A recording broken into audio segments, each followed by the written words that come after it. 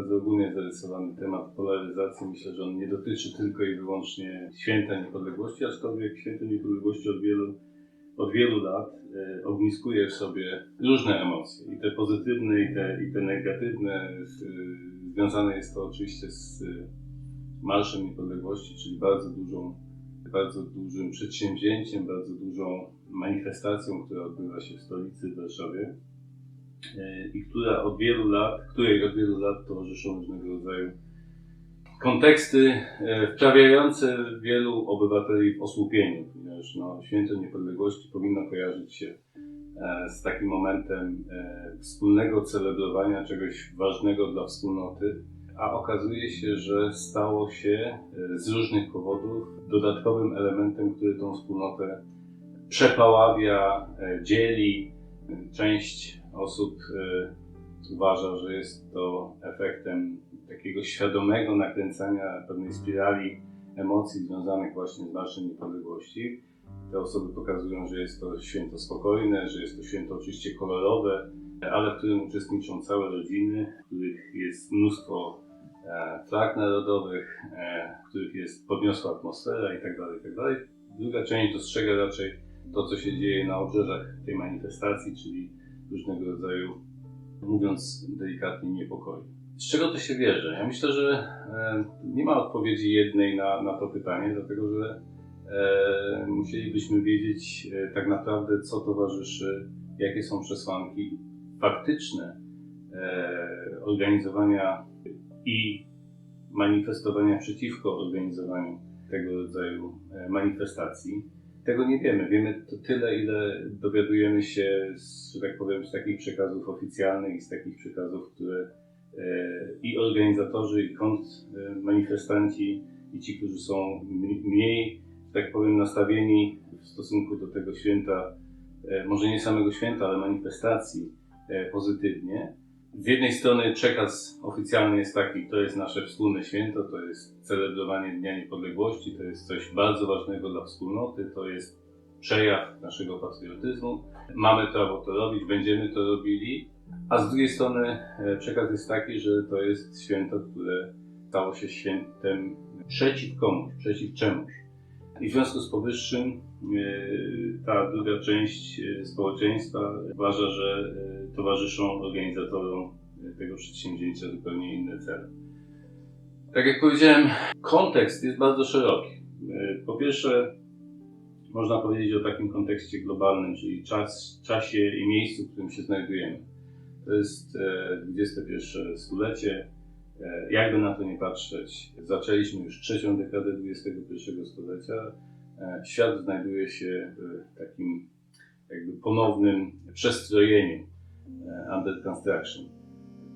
To widać w wymiarze globalnym, widać to tak powiem, w tym wymiarze rywalizacji potęg światowych Chin, Stanów Zjednoczonych, Rosji, oczywiście jeśli mamy tutaj na myśli potęgę militarną. No i pytanie o miejsce Europy w tym wyścigu, Indii, miejsce Europy w tym wyścigu. W związku z powyższym pytanie o dalsze losy tej wspólnoty, która najpierw była wspólnotą polityczną, ekonomiczną, czy bardziej ekonomiczną-polityczną, czyli wspólnoty węgla i stali, przekształconej później w europejską wspólnotę gospodarczą, a jeszcze później w Unię Europejską, której jesteśmy częścią. Więc dalsze losy tej wspólnoty politycznej, w jakim kierunku będzie się ona rozwijała, czy będzie to, tak jak widzimy w tej chwili bardzo wyraźnie, rywalizacje pomiędzy dwoma koncepcjami, one wydaje mi się były jasne dla uczestników tej wspólnoty już bardzo dawno temu. Nie powiem, czy na samym początku tej drogi, ale na pewno od wielu lat, dekad wiadomo było, że logicznym zwieńczeniem tego całego procesu będzie pytanie o jakąś formę wspólnoty nie tylko właśnie gospodarczej czy takiej stowarzyszeniowej, ale także integracji na płaszczyźnie politycznej, militarnej itd., czyli stworzenia czegoś, co nazywamy dzisiaj ogólnie jakimś państwem federacyjnym europejskim. I to jest jeden kierunek możliwy rozwoju, a drugi kierunek, który też ma jakby czerpie pewien potencjał społeczny, symboliczny i który próbuje oddziaływać na opinię publiczną w różnych krajach, w tym także w Polsce, na Węgrzech, we Francji, we Włoszech, to jest ten kierunek, który raczej można by było nazwać taką chęcią zachowania pewnego status quo, czyli zachowania suwerenności państw narodowych, czyli takiego władztwa na jakimś tam terenie, w oparciu oczywiście o odwoływanie się do haseł i idei narodowych. I tu jest pewien problem z tym związany, dlatego że idee narodowe, do których się odwołujemy dzisiaj, to są idee wypracowane na gruncie wieku XIX i XX, z pewnymi oczywiście modyfikacjami, ale jasne jest dzisiaj, że one jakby nie do końca wpisują się w ten świat, który wyłania się z rewolucji komunikacyjnej, rewolucji związanej z możliwościami swobodnego rozmawiania, tak jak w tej biblijnej wieży Babel, ludzi pod różnymi szerokościami geograficznymi, stykania się ludzi ze sobą, wymiany myśli, bycia w różnych miejscach i goszczenia różnych ludzi także tutaj. Ta otwartość świata powoduje, że zaczynamy zastanawiać się nad nie tyle sensownością idei narodowej, co koniecznością pewnej zmiany w tym zakresie.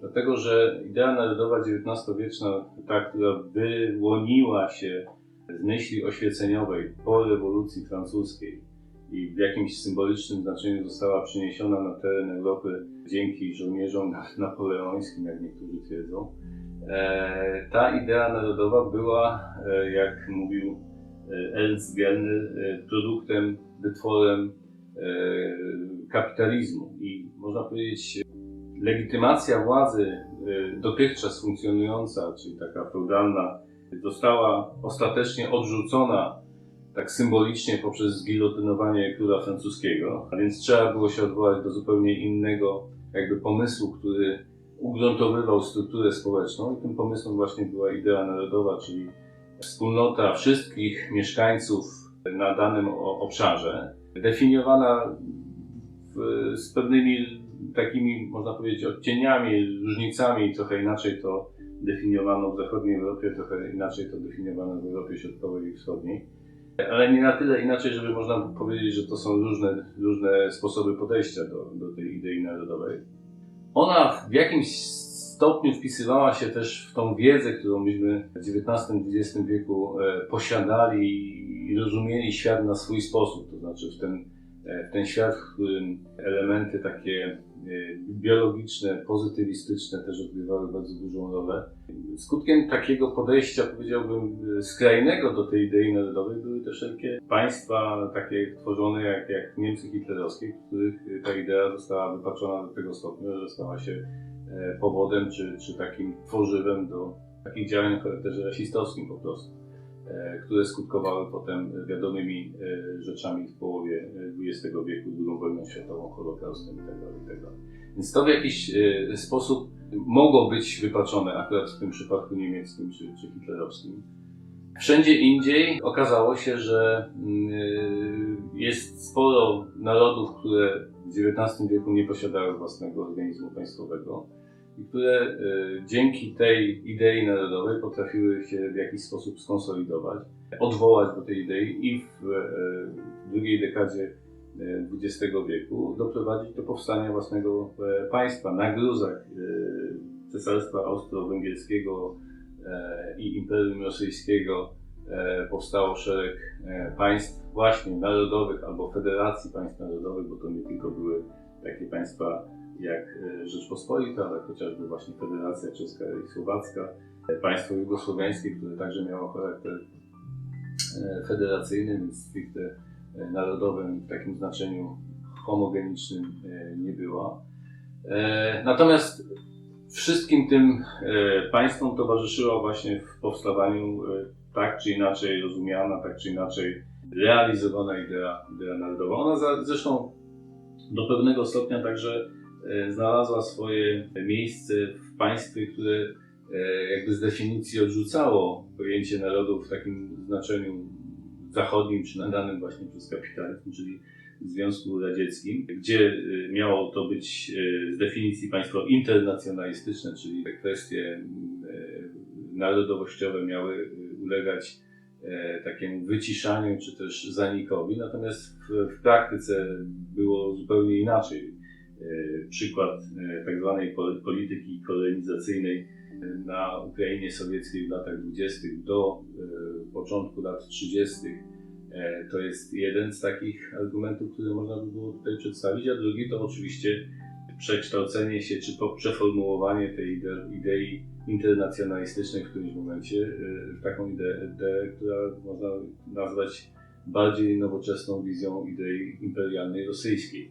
I to nastąpiło, można powiedzieć, dość raptownie i symbolicznie w okresie II wojny światowej, kiedy narody Związku Radzieckiego i Związek Radziecki walczył o swoje przetrwanie pod naporem wojsk niemieckich i trzeba było się odwołać do pewnej idei, która też pozwalała na konsolidację tego społeczeństwa w oparciu o ten najsilniejszy też demograficznie element czy czynnik, czyli i też ideę najsilniejszą. Tutaj nie ma co tutaj z tym dyskutować.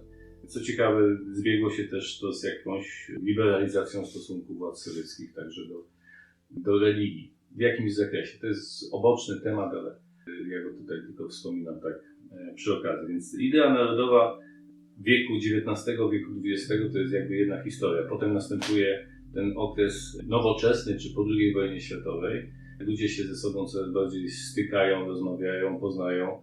Okazuje się, że odwoływanie się do tych elementów, które kształtują wspólnoty narodowe, o których się pisze, że kształtują wspólnoty narodowe, czyli język, historia, terytorium, jakaś wspólnota pochodzenia, jest trudne, dlatego że w naturalny sposób ludzie też ze sobą się, tak powiem, łączą, tak? Powstają rodziny, które są rodzinami odwołującymi się do różnych wspólnot kulturowych, symbolicznych, historycznych. Nie tylko w takim zakresie sąsiedzkim, czyli nie wiem, na przykład rodziny niemieckie, czy polsko-ukraińskie, czy polsko-czeskie, czy rosyjsko-ukraińskie, jakiekolwiek byśmy tutaj pogranicza znaleźli, to można je pewnie wymienić, ale także w wymiarze takim zupełnie, można powiedzieć, abstrakcyjnym przedtem, czyli uczenia się kultur, które są nam z racji oddalenia nieznane. One są dla nas egzotyczne, my jesteśmy też przedstawicielami bardziej egzotycznych kultur dla Azjatów czy Afrykańczyków. Więc można powiedzieć, że to wszystko pokazuje, jak bardzo kiepskie są narzędzia opisu świata w odwołaniu się do właśnie tej idei narodowej, bo powstają z tego powodu, czy później powstają też różnego rodzaju takie bardzo złe sformułowania. Takim złym sformułowaniem jest chociażby kwestia, która istniała także w naszym kręgu, tutaj w naszym obiegu, czyli na przykład rodziny mieszane. Co to znaczy rodzina mieszana? To chodziło konkretnie o rodziny mieszane, chociażby na styku polsko-ukraińskim, czyli rodziny, które jedna jakby część rodziny pochodziła z ukraińskiego źródła, druga z polskiego, no a ta rodzina nowo powstała, stawała się rodziną mieszaną.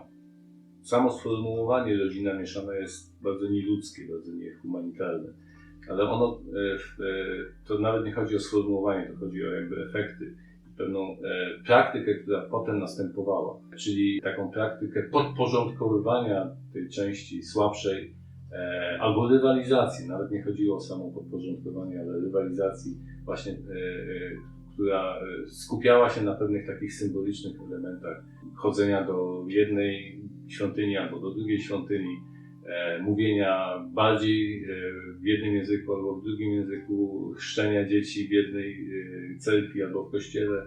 No a w efekcie, w momencie, kiedy przyszły takie trudne czasy, ciężkie czasy wojenne, opowiedzenia się po jednej czy po drugiej stronie. To naprawdę zafundowano ludziom poprzez tego rodzaju administracyjną akceptację takiego podejścia do rodziny i to ze strony struktur kościelnych, cerkiewnych także, bo to ja tutaj się odwołuję do takiego aktu, który miał miejsce w latach 60. XIX wieku, czyli tak zwanej Konkordii, który sankcjonował taki podział rodziny według łoża, jak to się mówiło.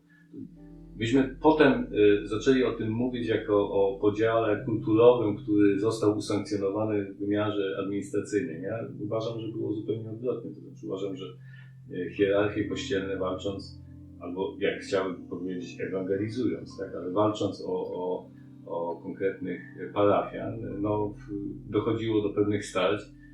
Żeby te starcia zminimalizować, doszli wówczas właśnie w wieku XIX, w latach 60. do takiej zgody, konkordii, która powodowała, że jak się urodził chłopak w rodzinie polsko-ukraińskiej, a mama była Ukrainka, a ojciec był Polakiem, no to chłopak był, wiadomo, Polakiem. Jak się rodziła dziewczynka, no to była Ukrainką, czy tam Rusinką, bo ta nazwa wtedy bardziej funkcjonowała. I wtedy, czy grekokatoliczką, rzymokatoliczką tak naprawdę, to utożsamiano jedno z drugim, więc... I wtedy wydawało się, że to jest fantastyczne rozwiązanie. Można się tylko uśmiechnąć, ale takie są efekty takiego podejścia naturalistycznego, niestety, do koncepcji narodowej i to na dzień dzisiejszy także w tym naszym obszarze i tutaj w naszym społeczeństwie także jest widoczne. Ta rywalizacja globalna bo to są dwa procesy przeze mnie omówione, tak? Więc rywalizacja globalna, tworzenie się pewnych struktur dzisiaj związanych z rewolucją kulturową, z globalizacją, to jest jeden, drugi to jest odwoływanie się do pewnej idei już archaicznej, no powoduje w efekcie, jak to się spina gdzieś tam na takim laboratorium społecznym konkretnym i tutaj wracamy do tematu Marszu Niepodległości, obchodów Święta Niepodległości, no to się okazuje, że to są takie procesy, z którymi w ogóle, o których nie myślimy, obserwując te rzeczy, które się odbywają 11 listopada, czyli z jednej strony pochód, a z drugiej strony petardy, bo ja to też przedstawiłem w takim zakresie, jak do tego podchodzą różne strony. Ale w gruncie rzeczy mamy tutaj do czynienia z czymś, co można nazwać rodzajem walki o władzę, walki o pewnego rodzaju także przywództwo, walkę o to, żeby została uznana jakaś wizja świata. To też jest dla wielu ważne. I to jest dlatego bardzo emocjonalne. W ogóle polityka jest sztuką zarządzania emocjami. I widać to bardzo dobrze na przykładzie właśnie różnego rodzaju manifestacji, nie tylko tej, i różnego rodzaju działań, które wydają się działaniami o charakterze spontanicznym, takim powiedziałbym neutralnym pod względem politycznym, a one nie są. Więc tutaj patrzenie na tego rodzaju zdarzenia, jak na takie wydarzenia o charakterze właśnie spontanicznym i takim neutralnym, po prostu byłoby zamykaniem oczu na rzeczywistość. To ewidentnie są działania o charakterze politycznym. Odczytywane są w różny sposób przez zwolenników pozytywnie, przez przeciwników negatywnie. I tak samo, i to jest może taka mała puenta, to nie jest jedyny marsz, który odbywa się w Polsce, bo w Polsce odbywają się też na przykład parady równości. I teraz zestawiając te dwa wydarzenia pod względem jakby takim zupełnie prostego patrzenia, mamy do czynienia z podobnym zdarzeniem, przemarszem grupy ludzi ulicami jakiegoś miasta. Olszak, który niesie jakieś sztandary, niesie jakieś hasła i cała grupa, oczywiście jest ochrona tego orszaku w jednym i w drugim przypadku i jest cała, powiedziałbym, dyskusja na ten temat, bo jest też ta grupa, która jest temu orszakowi wroga, przeciwna i tak dalej, i tak dalej. Dwa wydarzenia, tak jak dwie ojczyzny i dwa patriotyzmy Jana Józefa Lipskiego. Kto nie czytał, zachęcam, bo to też pokazuje taką dwoistość, która jest pewnym stanem trwałym w naszej wspólnocie.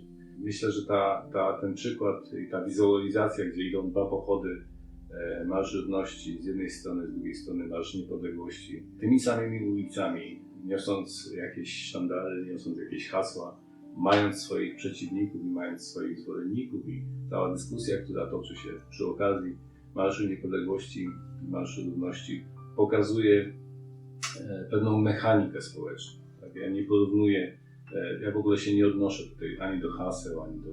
Ja mówię o pewnej mechanice społecznej i mówię o tym, że to nie jest takie do końca neutralne politycznie, że to ma swój jakiś taki polityczny cel.